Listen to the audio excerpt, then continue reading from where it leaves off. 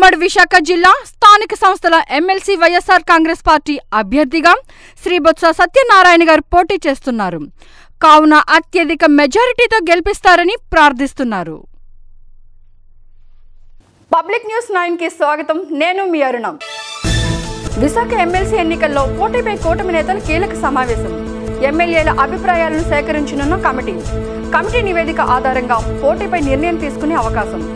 MLC ఎన్నికల్లో పోటీపై కూటమి నేతల్లో రాని ఏకాభిప్రాయం. వైసీపీ సంఖ్యాబలం ఆధారంగా పోటీకి దూరంగా ఉండాలంటున్నాం సీనియర్లు. పోటీ చేయకుంటే నెగిటివ్ సంకేతాలు వెళ్తాయంటున్నాం కొంతమంది నేతలు. నామినేషన్ దాఖలకు 2 రోజుల్లోనే ముగియనున్న గడువు. వైసీపీ అభ్యర్థిగా నామినేషన్ మాజీ మంత్రి బొత్స సత్యనారాయణ వేయనున్నారు. ఇటీవలే విజయవాడలో భారత రాజ్యాంగ నిర్మాత డాక్టర్ బాబాసాహెబ్ అంబేద్కర్ 125 అడుగుల విగ్రహంపై కొంతమంది కూటమి ప్రభుత్వ దుండగులు శిలాఫలకాలపై దాడి చేసి అంబేద్కర్ విగ్రహాన్ని అవమానించిన దుండగులపై నిరసనగా ఎన్ఏడి ఫ్లైఓవర్ వద్ద గల అంబేద్కర్ విగ్రహం దగ్గర ఎన్ఏడి కులాల సంఘం సభ్యులతో కలిసి నగర deputy mayor GN Sridhar Ambedkar విగ్రహానికి పూలమాల వేసి అనంతరం నిరసన కార్యక్రమం చేపట్టారు. సినిమా తరహాలో గంజాయి తరలిస్తుండగా తెలంగాణ ఎక్సైజ్ పోలీసులు గంజాయి స్మగ్లర్లను ఆట కట్టించారు. చింతూరు నుండి ట్రాక్టర్ అడుగు భాగంలో గంజాయి ప్యాకెట్లను అమర్చి పైన ఇసుకను కప్పి తరలిస్తుండగా భద్రాచలం గోదావరి వంతెన వద్ద పోలీసులు పట్టుకున్నారు. భారీ మొత్తంలో గంజాయి స్వాధీనం చేసుకున్నారు. రైతు బాగుంటేనే రాష్ట్రం బాగుంటుందని మాజీ ముఖ్యమంత్రి జగన్మోహన్ రెడ్డి అన్నారు. ఖరీఫ్ సీజన్ కు సంబంధించి ఉచిత పంటల బీమా ప్రీమియంను మా ప్రభుత్వ హయాంలో ప్రతి ఏటా ఏప్రిల్ మే నెలల్లో చెల్లించి నష్టపోయిన రైతులను జూన్లో ఆదుకున్నాం.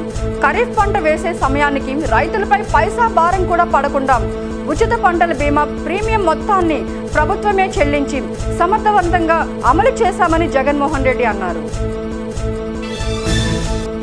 అల్లూరి సీతారామరాజు జిల్లా గంగవరంలో పోలీసులు భారీ స్థాయిలో ఎర్రచందనం దుంగలను స్వాధీనం చేసుకున్నారు. అక్రమంగా తరలిస్తున్న 81 ఎర్రచందనం దుంగలను సీజ్ చేశామని చెప్పారు. నిందితులను అదుపులోకి తీసుకుని ఫారెస్ట్ ఆఫీసర్స్ విచారణ చేపట్టారు.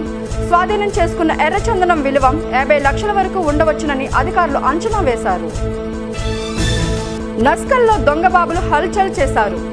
ఆశీర్వాదం ఇస్తా అన్నారు. బంగారం నొక్కేయాలనుకున్నారు. వికారాబాద్ జిల్లా పరిగి మండలం నస్కల్ గ్రామంలో దొంగ బాబాలు చేతికి ఉన్న రింగ్ నొక్కేయాలని చూసిన దొంగ బాబాలను గ్రామస్తులు దేహశుద్ధి చేసి తిరిగి పోలీస్ స్టేషన్లో అప్పగించినట్లు సమాచారం. ఇటువంటి వాళ్లతోనే కాస్త జాగ్రత్తగా ఉండాలని నమ్మించి మోసం చేసి దోచుకునే ప్రయత్నం చేస్తారని పోలీసులు అన్నారు. వైఎస్ జగన్మోహన్ రెడ్డి విజయవాడ నడిబొడ్డున పెట్టించిన ఈ సామాజిక న్యాయ శిల్పాన్ని చూసి నారా చంద్రబాబు నాయుడు జీర్ణించుకోలేకపోతున్నారని మాజీ మంత్రి కాకాని గోవర్ధన్ రెడ్డి అన్నారు.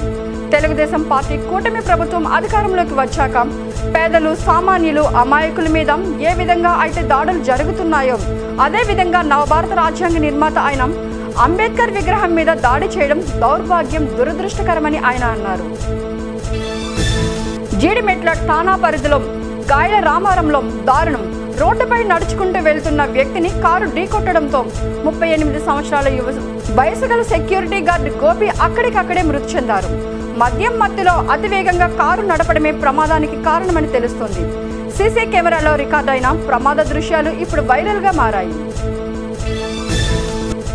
భవిష్యత్తులో తెలంగాణ కూడా టీడీపీ అధికారంలోకి వస్తుందని ముఖ్య నాయకుల సమావేశంలో చంద్రబాబు నాయుడు కీలక వ్యాఖ్యలు చేశారు.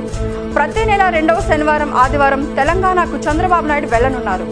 పార్టీ నిర్మాణంపైనే దృష్టి పెట్టాలని, త్వరలోనే గ్రామస్తుల నుండి పార్టీ నిర్మాణం 15 రోజుల్లో తెలంగాణలో సభ్యత్వ నమోదు ప్రక్రియ ప్రారంభమవుతుంది అని, యువకులు బీసీలకు పెద్దపీట వేస్తామని, తెలంగాణలో అధికారంలోకి రావడమే లక్ష్యంగా ఉన్నామని, సభ్యత్వ నమోదు ప్రక్రియ తరువాతనే టీడీపీ అధ్యక్షుడి ఎన్నిక ఉంటుందని ముఖ్యమంత్రి చంద్రబాబు నాయుడు అన్నారు. ఇవన్నీ ఈరోజు వార్తా విశేషాలు. మరికొన్ని వార్తా విశేషాలతో మరో ఎక్స్ప్రెస్ న్యూస్లో కలుసుకుందాం.